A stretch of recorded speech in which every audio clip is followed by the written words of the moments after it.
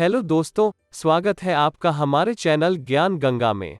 आप लोगों ने 7 भाइयों की प्रिय बहन वाली करवा चौथ व्रत की कथा तो अवश्य सुनी होगी, परंतु आज हम आपको करवा चौथ व्रत की उस कथा का वर्णन करेंगे जिसमें श्री कृष्ण भगवान द्रौपदी को करवा चौथ व्रत की कथा सुनाते हैं। सनातन धर्म में करवा चौथ की अनेक कथाएं प्रचलित हैं। पुराणों में श्री कृष्ण द्वारा द्रौपदी को करवा चौथ की कथा सुनाने का वर्णन भी आता है।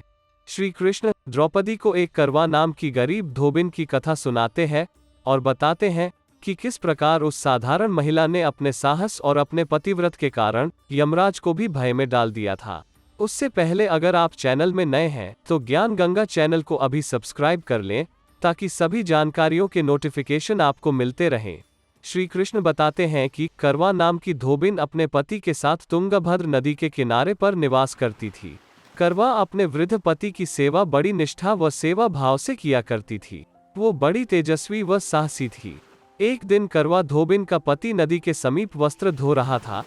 तभी एक मगरमच्छ ने करवा के पति का पैर अपने तेज व नुकीले जबड़े में फंसा लिया और नदी के अंदर ले जाने लगा।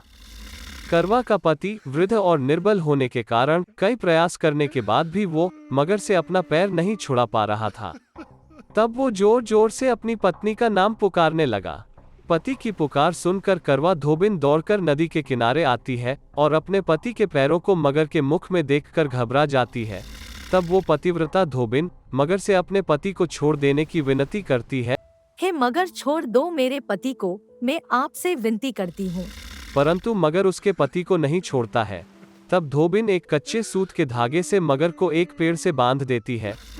करवा के सतीत्व के कारण मगरमच्छ कच्चे धागे से ऐसा बंध जाता है कि वो टस से मज नहीं हो पाता।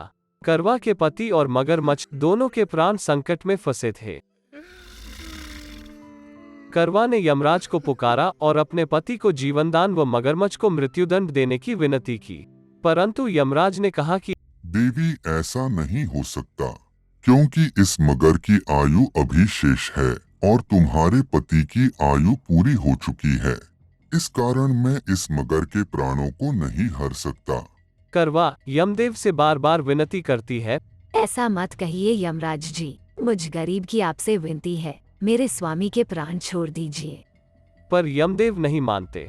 तब करवा को क्रोध आ जाता है और वो यमराज से कहती है, यदि मेरे पति के प्राणों पर कोई भी संकट आया तो हे यमदेव, मैं तुम्हें श्राप दूंगी और तुम्हें नष्ट कर दूंगी।